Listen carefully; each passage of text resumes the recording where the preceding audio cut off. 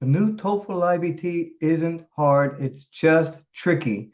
Now, a lot of people are telling you what's on the TOEFL iBT, but let me show you what you need to know to get that respectable passing score on your next TOEFL iBT. Take a look.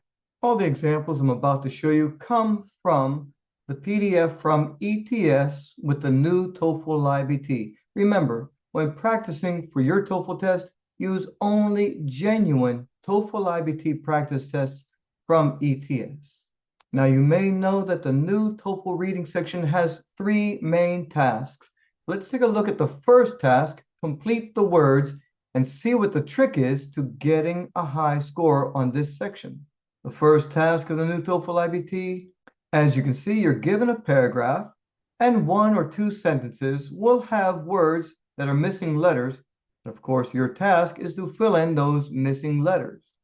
Many of the missing words will be verbs, conjunctions, prepositions, and transition words, and those will be quite easy. The problems that you'll have will be with the adjectives and nouns. The good news is that the paragraph will contain clues that will help you to tell you what those nouns are. That's the big secret. Everything you need to know to answer the questions on the TOEFL test are on the TOEFL test. Don't think outside of the test when answering questions. Use the information they give you. Now let's look at some of the other reading questions that you'll have to answer. In task 2, you'll have to read either an announcement or an email and answer 2 related questions. In this example, you can see that both questions are rhetorical purpose questions, and such questions are notoriously difficult to answer unless you know the secret to answering these questions quickly and accurately.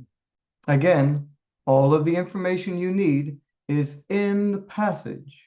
Now, the trick to answering rhetorical purpose questions quickly and accurately is to read less to understand more. Keep in mind that everything you need to know is in the passage, but the TOEFL puts a lot of extra information in the passages to overwhelm you, confuse you, and trick you into picking wrong choices. By knowing how to read the question and how to find the related information in the passage quickly will help you to answer these questions quickly and accurately. Let's take a look at some other question types. In this example, we see an announcement.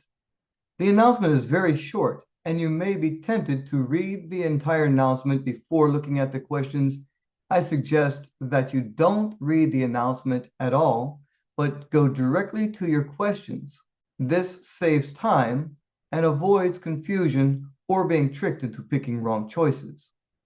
Looking at your questions, question number 11 is a general question that's not stated directly in the passage.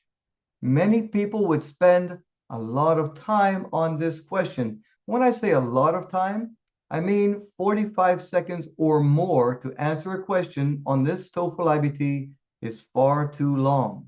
ETS puts this type of question on the test knowing that it will likely steal your time. So you'll have to get good at answering these questions quickly or skipping it and coming back to it later.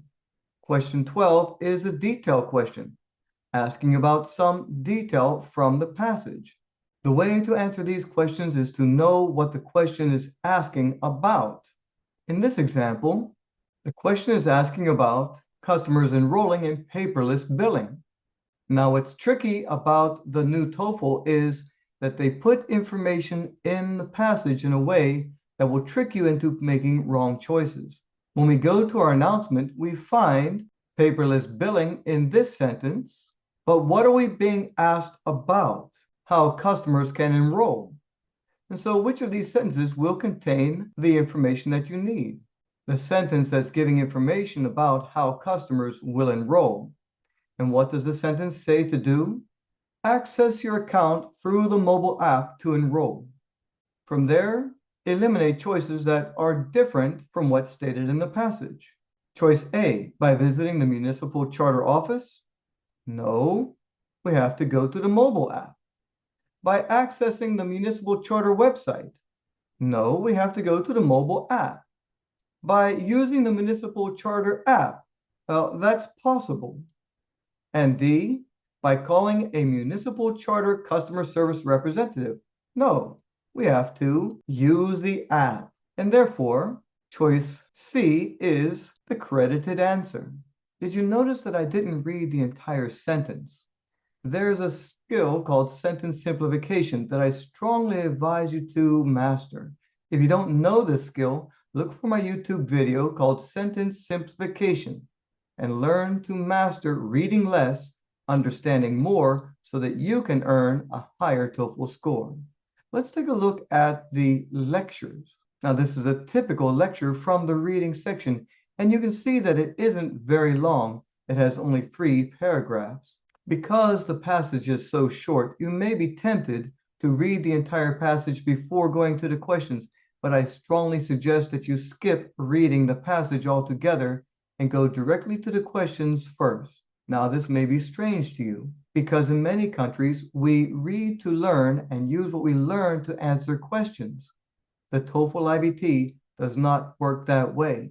And by trying to use that method, all you'll do is waste time and pick wrong choices and have to test again. TOEFL iBT is designed as a study skill. What they want you to do is follow specific procedures and rules that you'll have to use while attending a university here in the United States. Everything that we do is different, so you'll have to master these skills before moving on. Another thing you need to know about the TOEFL reading section is that there are 8 question types. And knowing how to answer those 8 question types is crucial to getting a respectable passing score on your TOEFL iBT. Stay tuned for my next video where I tell you all the things you need to know about answering questions in the listening section quickly and accurately.